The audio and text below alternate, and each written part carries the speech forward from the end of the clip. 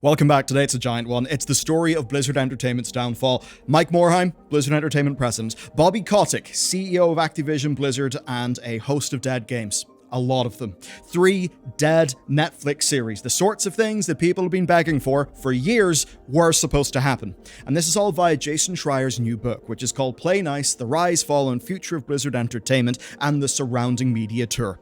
He's got over 300 sources in total for this book, and I'll start with a quote. This is a quote attributed to Bobby Kotick. "I want to get a launch every quarter, and then I want to get to a Guitar Hero launch every month." Obviously, that's well in the past, but it gives you an idea of how he thought. Other executives characterize Bobby as a, quote, unreasonable man, and Mike Morhaime, in his departing letter to Bobby Kotick, said, "It has been increasingly hard for me to provide Blizzard leadership and staff confidence that Blizzard has a stable future." And yes, Morhaime's departure is attributed to him just being tired of fighting with Bobby. Now, if you're a fan of the early 2000s Blizzard like me, you'll no doubt remember the $25 Celestial Steed in Warcraft, the real money auction house in Diablo 3, and the strange way that they cancelled Diablo 3 right after they saved it. Well, what's interesting is that was not Bobby Kotick. Those things happened under Mike Morhaime's leadership, because it turns out this is not a pure black and white story. It is complex and therefore fascinating. And so today, sourced on book excerpts, interviews from IGN, Limit Break, MinMax Podcast, and Jason's AMA, you will learn how Blizzard fell. And we're able to put it all together thanks to today's sponsor, who keep being protected online every day. Here's the deal, right? Data brokers exist, and they just harvest our data and sell it to the highest bidder, which can kind of be anyone. And that means robocalls, spam, and of course worse, security vulnerabilities, like say, people getting your info and then doing social engineering. And worse, when big corporate data leaks happen, often that data ends up with the brokers. And that's where Incogni.com/Bellular News is a goddamn superpower, and it's so simple. You see, we've got the legal right to take our data down, but doing so takes hours, and there's nothing stopping that data just being recollected again. So here's what Incogni does. It scans all the brokers. It automatically sends takedown requests. It adds you to all the suppression lists that it can. And then best of all, it constantly rescans to keep your data down. So here's my dashboard. 94 sent, 12 in progress, 86 completed, and I'm on 20 suppression lists. And those suppression lists mean those brokers will not collect my info again. And of course, our digital fingerprint can span multiple physical and email addresses, so you can enter 3 email addresses and home addresses to keep everything's safe. And the upshot's simple, right? It means that my data is not spread around the place without my knowledge or my consent, sold to the highest bidder. Incogni means that you can actually benefit from the laws that exist that are meant to protect us. And you'll get 60% off an annual plan at Incogni.com/Bellular News. I have to begin with Bobby Kotick, the person who most would see to be the villain of this story. And the quote I opened today's episode with, the quarterly releases, the monthly Guitar Heroes, that reflects Kotick. And no, he didn't literally want a new Guitar Hero game every month. It's just he wanted new content, new purchases. He very much was driven to keep every quarter stacked to the big release and lovely, predictable, investable results. That absolutely fits the villainous image of Bobby that we've come to understand, but it is also not the full story. Though it is in part, and Jason Schreier summed up Kotick like this on a podcast appearance. So first of all, Bobby Kotick, the way that he operates, some of his executives like to call him like the unreasonable man. It's kind of their job to filter his wild proclamations into like an actual plan. One of those CEOs that might just say bonkers things and then everybody else has to kind of interpret that and filter it down. So with that framing, you can see that he's quite a numbers-driven ideas guy, big strategy, but he doesn't get bogged down in the execution of things. Jason essentially assesses that Kotick understood players', as he puts it, insatiable demand for new content and purchases. It's that Bobby basically thinks you give players all that they can buy, right? You just pump whatever it is full of content, and then when the sales dry up, you kill the franchise and move on to the next one.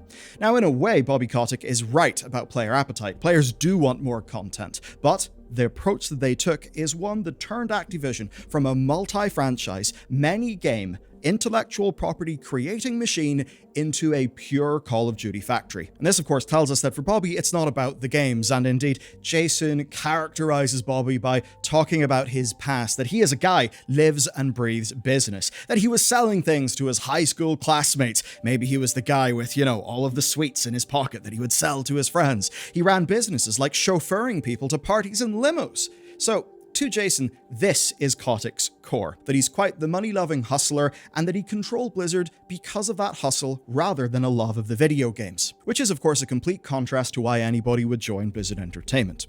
Now that we understand Bobby Kotick, how he thinks, let's talk about how his power over Blizzard Entertainment rose. This all starts with Vivendi, actually. Blizzard was a part of Vivendi Games, but they disliked being a part of Vivendi Games for many reasons. Activision ended up making a merger offer, and that led to the formation of Activision Blizzard. Mike Morhaime would continue to run Blizzard Entertainment, and Bobby Kotick ran the overarching Activision Blizzard entity, but he was hands-off. Now, this deal closed in 2008, the year The Wrath of the Lich King came out, and from then, Jason makes it clear that it was Mike Morhaime who pushed for ongoing monetization to cover live operations. That means things like WoW Cosmetics, StarCraft, maps, Diablo Auction House.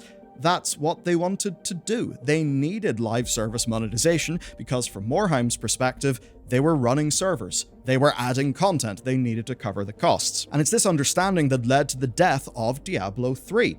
Essentially, Diablo 3 was troubled. They removed the auction house, Reaper of Souls, then made Diablo 3, I would say, a truly great game. But the problem is, it had no long-tail monetization, and that meant that they could not justify full-fat live ops, and because of that, they decided to cancel continued Diablo 3 expansions and work in Diablo 4 instead.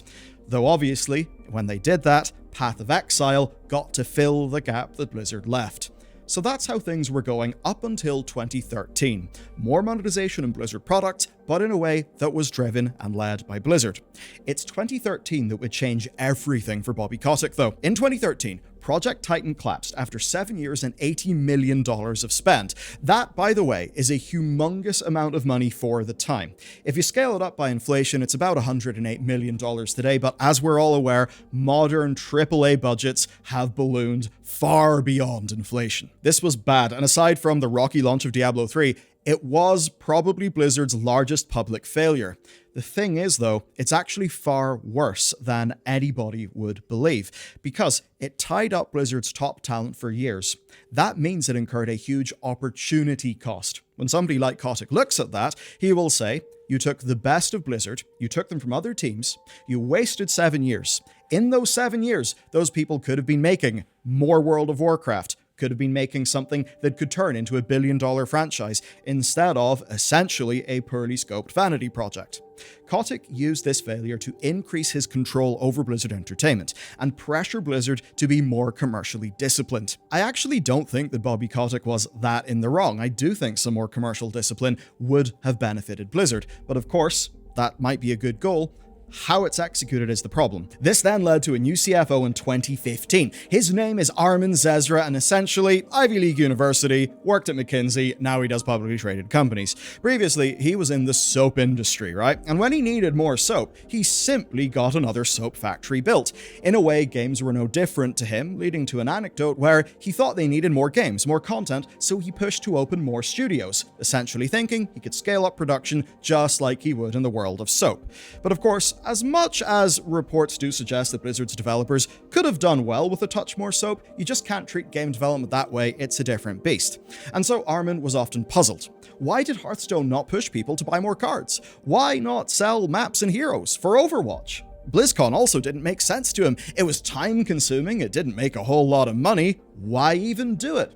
He's a balance sheet guy. And to be clear, this does not make Armin bad whatsoever. It's just that he has a lack of understanding of games, and a pressure was exerted on Morhaime and on other people within Blizzard Entertainment as Activision Blizzard's influence grew, including the finance department of Blizzard. I've even had a few long conversations with individuals at Blizzard who would speak to the idea of, yeah, finance was just more present at meetings. In one way, it seems like sensible adult supervision, but in another way, it can kill the magic. But what I think will be surprising to most is Bobby Kotick, actually. I'm going to read a quote.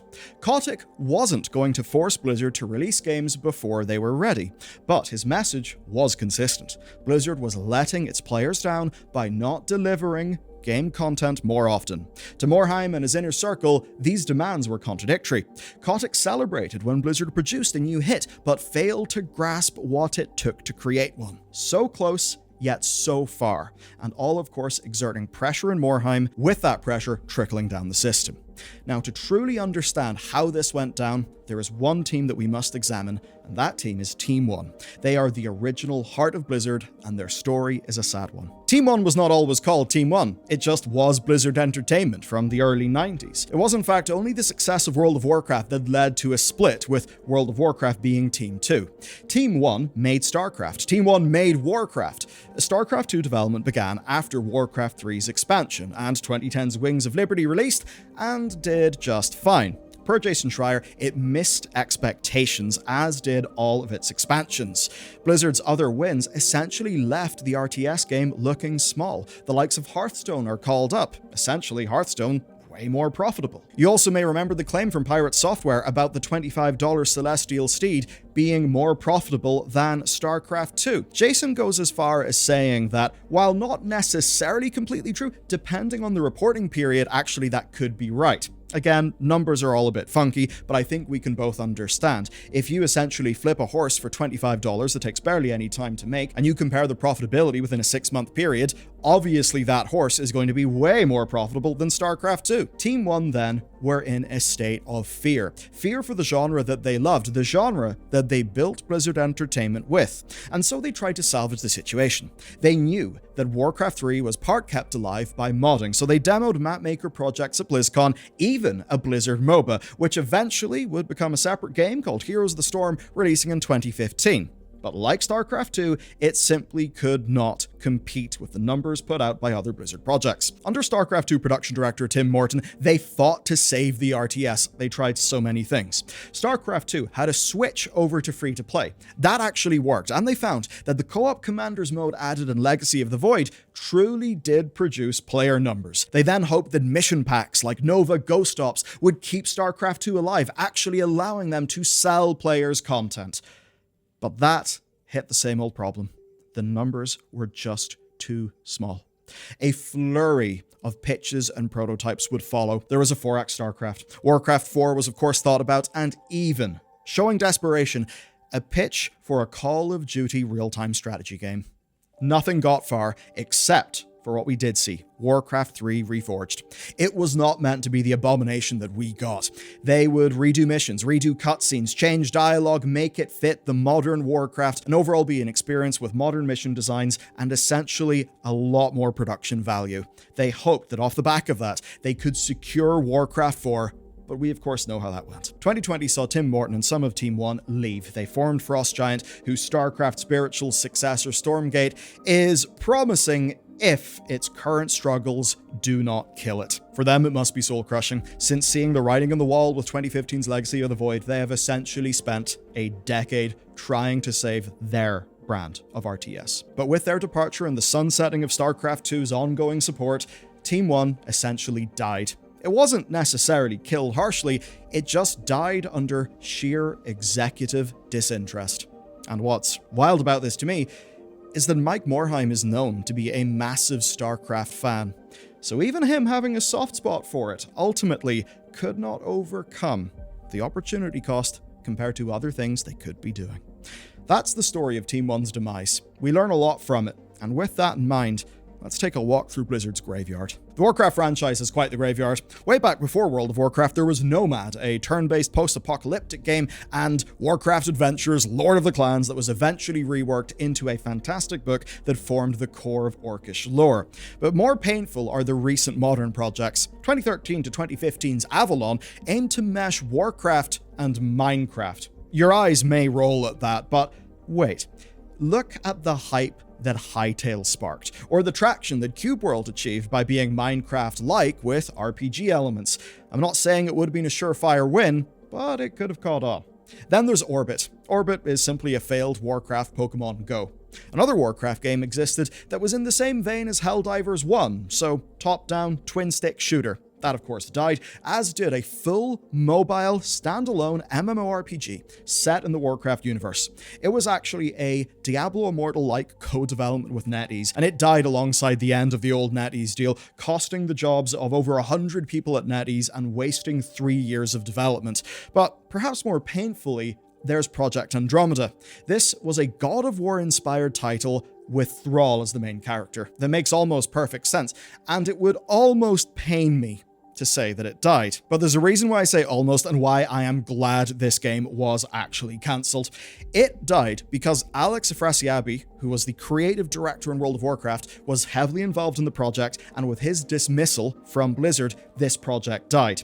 Now, he was dismissed because of his continual track record of behavior that even had him named in the California case against Blizzard. Putting the pieces together, and from everything that I understand, having extensively covered World of Warcraft for a decade, let's just say I don't think this game would have thrived under his creative direction. World of Warcraft, of course, deeply suffered under his creative direction as well. As an example, how things changed from Legion to Battle for Azeroth, how Sylvanas' character arc was changed, ran into the ground, how he was involved in retcons, and a direction that severely damaged the setting. So that's the Warcraft graveyard. Moving over to Diablo, following Blizzard's call to end Diablo 3, its sequel took a bizarre form. It was an over-the-shoulder, third-person action game inspired by the Arkham games, and it did have permadeath. Now that project died, leading of course to the D4 we have today. Beyond that, there are then two StarCraft shooters that existed, of course, outside of the core StarCraft development team. There is the announced, demoed, and later cancelled Project Ghost, and then a later Battlefield-inspired game. What I've heard from people that I've talked to is the Battlefield-like game was shaping up to be really impressive, but it died at the altar of Overwatch 2 needing more people. Okay, this next bit will certainly sting for longtime fans. Netflix series on Diablo, StarCraft, and Overwatch were all in development. And of course, take a look at Netflix's output more broadly. You have Arcane, Castlevania, Cyberpunk Edgerunners. They have done damn good game projects. This could have happened with Blizzard. It all died for one reason. It's not even about production, it's about corporate intrigue. Netflix poached Activision Blizzard King's CFO. Activision Blizzard King then sued Netflix. Corporate was essentially furious, and that led to the relationship breaking down. And as much as the recent Illyria short made to promote the war within rekindled some hope and shows off a story-ready format, I would not hold my breath. Finally then, the most recent public casualty, Odyssey, also known as the unannounced survival game. Jason Schreier describes a foundational tension within the team. Some people just wanted to make a reasonably scoped survival game that could beat the competition, launch into early access, and grow from there. Others, though, disagreed. They said that no, they're Blizzard. Blizzard means epic, multi-million, not just another Valheim. That meant the project went nowhere fast. It, along with Overwatch 2 PvE, were rapidly killed by Xbox this very year. And with that, hundreds of years of man-hours, hundreds of years of people's professional development were gone. Now we're told that Odyssey's lead, who I believe's last public project was World of Warcraft Legion, is working on a third StarCraft shooter project, and Xbox have also put StarCraft on Game Pass, which to me rekindles a little bit of hope. A question though remains, whose fault and why? Jason's interviews, excerpts, and AMA make one thing abundantly clear. Blizzard's failures are multifactorial. Take the example of Blitzchung, the Hearthstone pro player from Hong Kong who used the 2019 tournament to support anti-CCP protesters in his home city. Within a day, he was banned for a year, he lost his prize money, and he was of course banned from the tournament. Now, most people on the outside thought that this came from the top of ABK, or perhaps pressure from their regional partners, especially because lots of Blizzard's own staff, including Jeff Kaplan, disagreed with the decision in public. Jason reveals, though, perhaps surprisingly, that Bobby's hands are clean.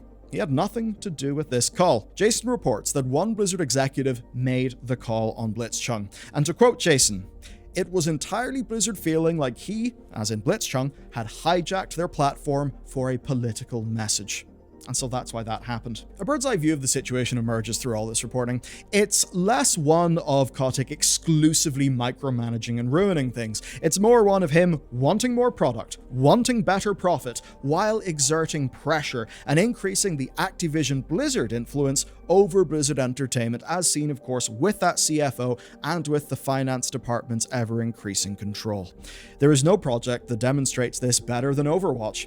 Overwatch's success was grasping victory from the jaws of defeat to the point where it earned Mike Morhaime a standing ovation from Bobby Kotick and the Activision Blizzard King board. Yeah, they were actually impressed. They were amazed.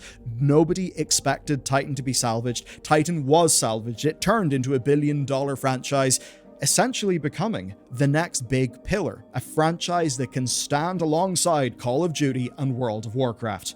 But as we know, all would go down from there, but maybe not exactly as you would expect. Here's a quote from Jason. They had to simultaneously, 1, keep making new stuff for Overwatch 1, which almost accidentally turned into a live service game. 2, work on Overwatch 2, which was Jeff Kaplan's baby and would have brought more players into the universe via PvE. And 3, help out with the ever-growing Overwatch League. We know Bobby absolutely loved the league, so that he could do high-level networking with very high net worth individuals and sell team franchise spots for, say, $20 million. In hindsight, we obviously know that was deeply irresponsible, but the point with Bobby is, he is actually a man who knows to bet on a winner. And that's the thing. If Bobby thinks that he can make more money with something, he absolutely will support it, almost unconditionally. And this is where it's interesting. Bobby Kotick is said to have offered Blizzard funding, enough money, to open a second development team for Overwatch while also staffing up the original team. Essentially, Bobby wanted to give them the resources they would need to fully exploit the Overwatch IP. But Jeff Kaplan and Chaco Sonny resisted. They felt that the expansion would do damage to Overwatch 1 and Overwatch 2.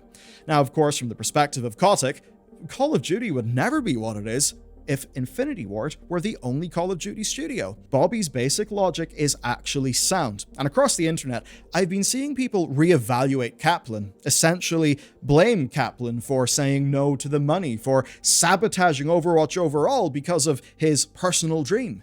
But I think that's too black and white. Call of Duty is made at tremendous human cost, varying quality, and masses of cut content. Kaplan and co will have seen all of that damage with Call of Duty, and also will know the damage done to Warcraft during the early 2010s, where they did a team swell, all aimed to deliver yearly expansions. That, of course, blew up in their face. We can then pair all of this with Aaron Keller's blog. Per it, the true ambition of the Blizzard team was crawl, walk, run. Overwatch 2 would bring in PvE, but then Overwatch 3, that will represent the vision of Project Titan and bring the MMO that they actually wanted to make. And so if it is the case that Overwatch 2 was Kaplan's baby and Kaplan wanted to get back to Titan, I think we all understand how more money from Bobby could in one way be helpful, but could also derail that and turn it into a more short-term cash extraction strategy. For the players, I think that Kaplan and Sonny made the wrong call, but I think they did so understandably. As Biggie said, mo money, mo problems. Everyone in the room will know that Bobby's money is tied to Bobby's ambition, and that will bring Bobby's attention, which they felt could damage the project. No situation is simple. Jason's work makes that abundantly clear, and even without Activision's pressure, Blizzard had deep problems, culture problems, executives feuding with each other, along with all the reports of shouting matches between people. I'm going to go and cover that in depth very shortly. But what's funny to me, though, is the 6 degrees of separation rule. In a way, it all stems back to Vivendi Games. And part of why Ubisoft is in such an odd place right now is an agreement between the founding Guillemot family, led by CEO Yves Guillemot, and Tencent, all to shore up Guillemot control over the company in order to defeat Vivendi's hostile takeover attempt of Ubisoft. It's a wild story, and if you want to learn about it, check this video out next.